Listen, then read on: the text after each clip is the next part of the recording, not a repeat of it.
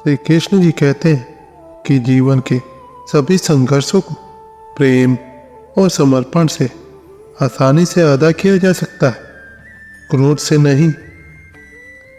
जीवन की यात्रा में हर व्यक्ति के सामने अनजाने और अच्छी चीज़ों के साथ साथ कठिनाइयाँ भी होती हैं। कभी कभी हम अपने परिस्थितियों से प्रभावित हो जाते हैं और क्रोध में अपना सारा समय और ऊर्जा खो देते हैं। लेकिन ध्यान दें, हर बात पर क्रोध करने वाले वास्तव में अपने जीवन को एक सीमित और निष्क्रिय सीमा में बांध देते हैं। क्रोध एक नकारात्मक और नुकसानकारी भावना है जो हमें हमारे लक्ष्यों और उद्देश्यों को दरकिनार कर देती है। इसके बजाय हमें अपने दर्द और परेशानी को समझने की क्षमता विकसित करनी चाहिए ताकि हम उन्हें पार कर सकें और अग्रसर रह सकें। जीवन का सबसे बड़ा रहस्य यह है कि हमें विपरीत प्रतीक्षा करनी चाहिए, यानी अपनी समस्याओं को स्वीकार करना और उन्हें हल करने की कोशिश करना चाहिए। इसके लिए हमें अपने अंदर की शक्ति और साहस को जागृत करने की आवश्यकता है। अपने जीवन में सफलता की राह हमें अपने क्रोध नियंत्रित करना सीखना चाहिए। हमें यह समझना होगा कि हर संघर्ष और प्रतिस्पर्धा हमें और मजबूत बनाती है। हर धक्का हमें और आगे बढ़ाता है और हर असफलता हमें और निर्बल बनाती है। क्रोध को नियंत्रित करना मुश्किल हो सकता है, लेकिन यह संभव है। हमें अपने मन को शांत करने के लिए विभिन्न तकनीकों का उपयोग करना चाहिए, जैसे कि ध्यान, प्राणायाम, योग आदि। इन तकनीकों की मदद से हम अपने मन को स्थिर और शांत कर सकते हैं, जो हमें सही निर्णय लेने में मदद करता है। श्री कृष्ण जी कहते हैं कि क्रोध आत्मा को नष्ट करने वाली आग है, जिसे हमें बुझा देना चाहिए। जीवन में हमें हमेशा सकारात्मक दिशा में अग्रसर रहना चाहिए। हमें अपने सपनों और लक्ष्यों के प्रति प्रतिबद्ध रहना चाहिए और किसी भी परिस्थिति में हार नहीं माननी चाहिए।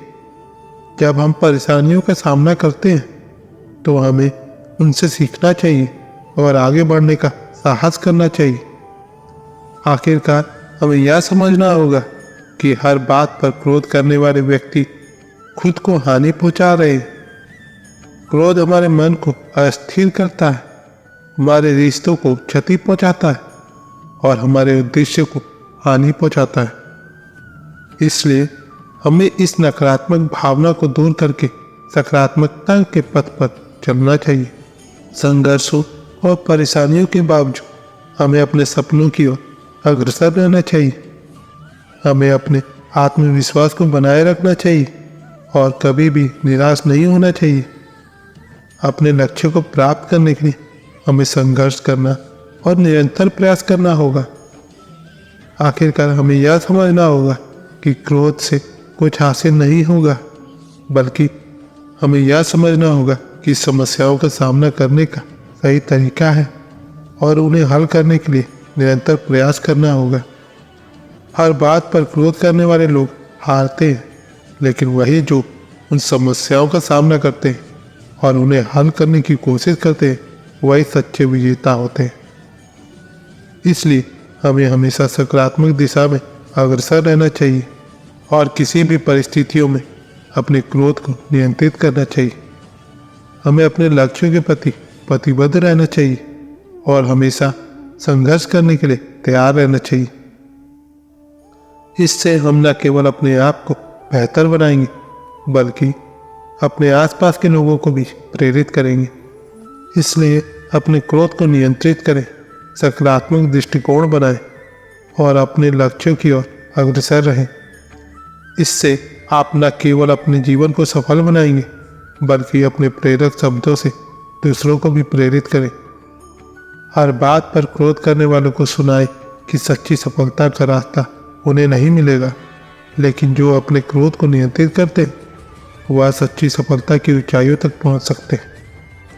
हमें इस सत्य को स्वीकार करना होगा कि जीवन में कठिनाइयां हैं, लेकिन हर कठिनाइयों के साथ हमारे पास एक अवसर है।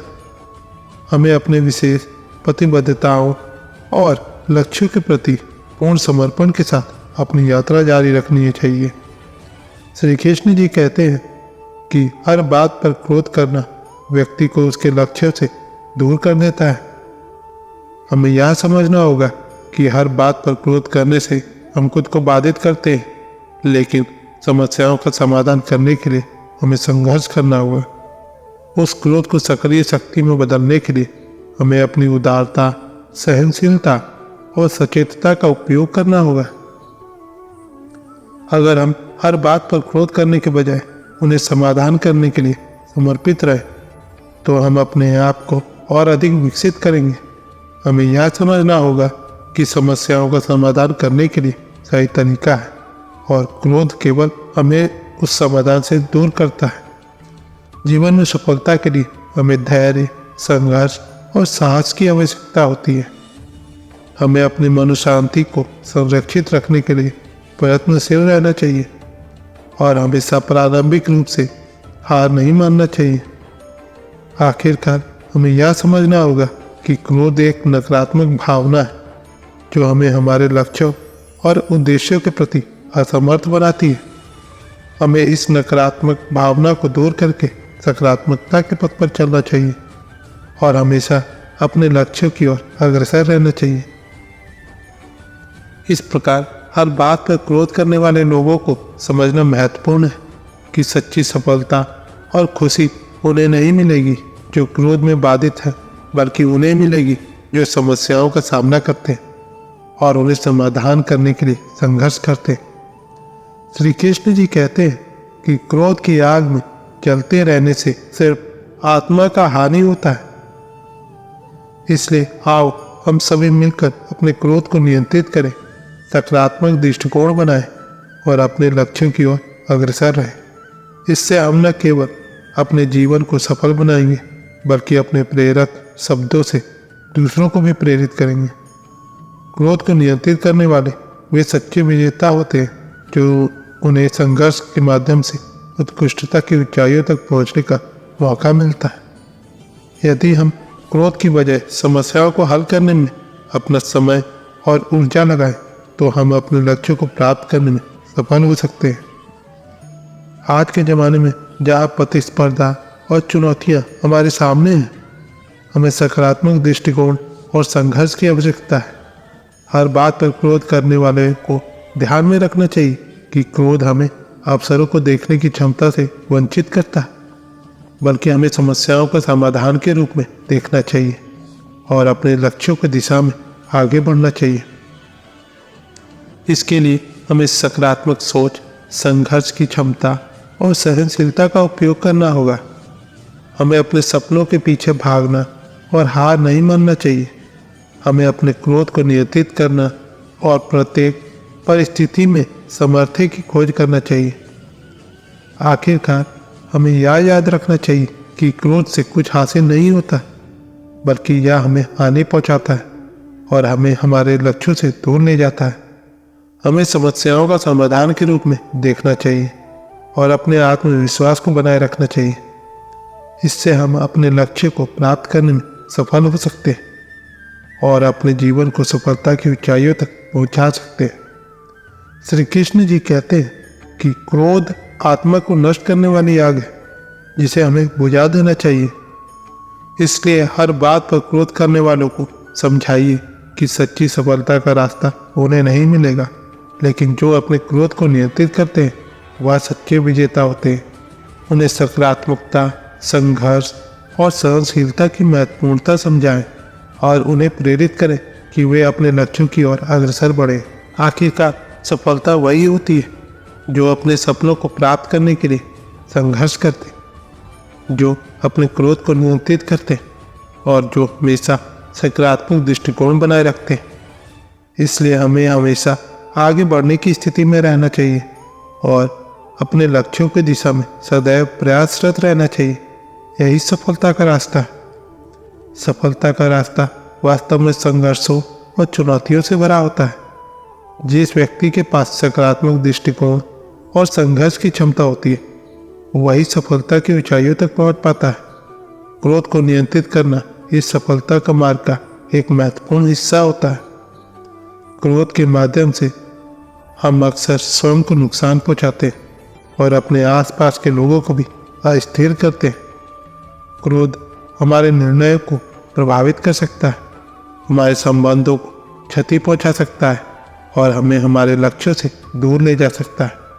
इसलिए हमें अपने क्रोध को नियंत्रित करना सीखना चाहिए ताकि हम अपने जीवन को एक सकारात्मक और उत्कृष्टता से भरा बना सकें।